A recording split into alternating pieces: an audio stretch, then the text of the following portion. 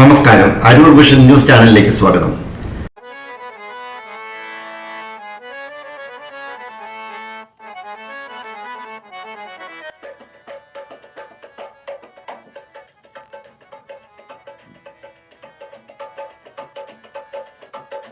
Aroor Ammanezham area residence association ഓണാഘോഷം നടത്തി. കലാകായിക മത്സരങ്ങളടക്കമുള്ള നിരവധി പരിപാടികൾ ഓണാഘോഷത്തോടനുബന്ധിച്ച് നടത്തിയിരുന്നു. പ്രായഭേദമന്യേ അംഗങ്ങൾ പങ്കെടുത്തു. ഓണത്തോടനുബന്ധിച്ച് അസോസിയേഷനിലെ കിടപ്പ് രോഗികൾക്ക് ഓണക്കിറ്റ് വിതരണം ചെയ്തു.